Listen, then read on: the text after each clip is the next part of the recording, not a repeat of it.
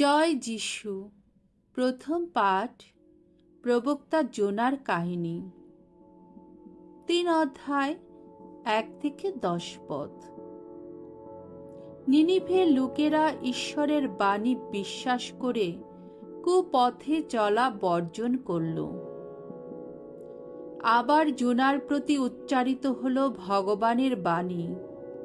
ভগবান বললেন, এবার ওঠো, মহানগরী নিনিভেতে যাও তুমি। সেখানে তোমাকে যে বাণী প্রচার করতে বলেছি তা প্রচার করো। জোনা তখনই রওনা হলেন। ভগবানের আদেশ মতো নিনিভেতে গেলেন। এই নিনিভে শহরটি ছিল খুবই বড়। তা পার হতে 3 দিন সময় লাগত। জোনা শহরে প্রবেশ করে 1 দিনের পথ পার হলেন। তিনি প্রচার করতে লাগলেন যে আর 40 দিন মাত্র, তারপর নিনিভে বিলুপ্ত হয়ে যাবে। নিনিভের লোকেরা ঈশ্বরের বাণী বিশ্বাস করল। তখন ধনী দরিদ্র সবাই কোমরে জড়িয়ে নিল লোমের কাপড়। তারা এক বিশেষ উপবাস পালনের কাল ঘোষণা করল। এই খবর যখন নিনিভের রাজার কানে গেল, তখন সিংহাসন ছেড়ে তিনি উঠলেন এবং নিজের রাজ পোশাক খুলে ফেলে লোমের কাপড় পরলেন আর ছায়ের গাদায় গিয়ে বসলেন। তারপর তার নির্দেশে নিনিভেতে এই কথা ঘোষণা করা হলো। রাজা ও প্রধান রাজপুরুষেরা এই আদেশ জারি করলেন, কোনো মানুষ বা পশু, ছোট বড় যত গবাদি পশু, কোনো খাবার যেন স্পর্শ না করে।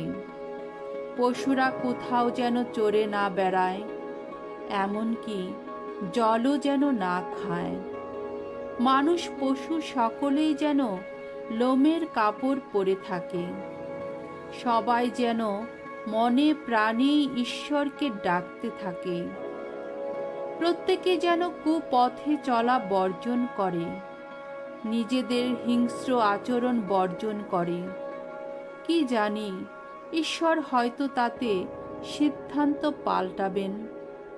তার ওই সংকল্প পালন থেকে বিরতই হবেন। হয়তো তিনি তার ওই প্রচণ্ড ক্রোধ সংযত করবেন আর আমরাও বিনাশের হাত থেকে বাঁচতে পারব। তারা কি কি করছে, কিভাবে কুপথে চলা বর্জন করছে, সবই ঈশ্বর দেখতে পেলেন। তাই তাদের উপর যে অমঙ্গল তিনি ঘটাবেন বলেছিলেন, তিনি তখন তা ঘটানোর সংকল্প পালন থেকে বিরতই হলেন। ওই অমঙ্গল আর ঘটালেন না। প্রভুর বাণী। ঈশ্বরকে ধন্যবাদ। সাম সঙ্গীত 51 অধ্যায় 1 থেকে 2 পদ, 10 থেকে 11 পদ এবং 16 থেকে 17 পদ। ধু, হে দয়াল, অনুতপ্ত যারা, তাদের তুমি ফিরিয়ে দাও না কোনোদিন। আমার প্রতি সদয় হও, ওগো ঈশ্বর, তুমি তো করুণাময়। মুছে ফেলো আমার সকল দোষ, তোমার কৃপা তো অসীম। ওগো, আমার সে অপরাধ নিঃশেষে ধুয়ে ফেলো, মোচন করো আমার সে পাপের কালিমা। ভগ্ন হৃদয়, এই তো তোমার কাছে গ্রহণীয় বলিদান। ওগো ভগবান, ভগ্ন দীর্ণ প্রাণ। ওগো ঈশ্বর, তুমি তো উপেক্ষা করো না কোনো দিন। বাণী বন্দনা। প্রভু যীশু জীবনময় ঈশ্বরের একমাত্র পুত্র, ধন্য তুমি। এখনো সময় আছে, এ কথা শোনাচ্ছেন স্বয়ং ভগবান। মনে প্রাণে আমার কাছে আবার ফিরে এসো তোমরা, আমি যে দয়াময়, করুণা নিধান। মঙ্গল সমাচার।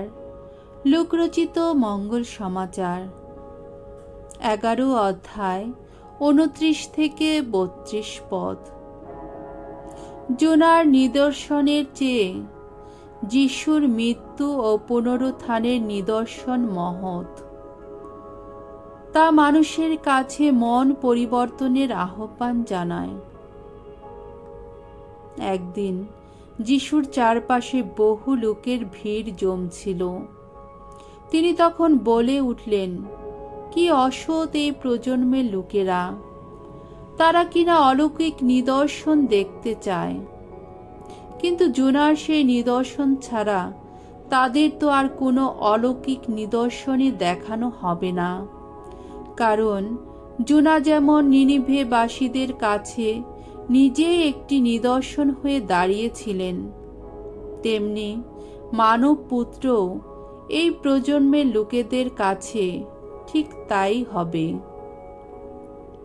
মহাবিচারের সময়ে যখন এই প্রজন্মের লোকেদের উঠে দাঁড়াতে হবে, তখন দক্ষিণ দেশের সেই রানীও উঠে তাদের দোষী সাব্যস্ত করবেন।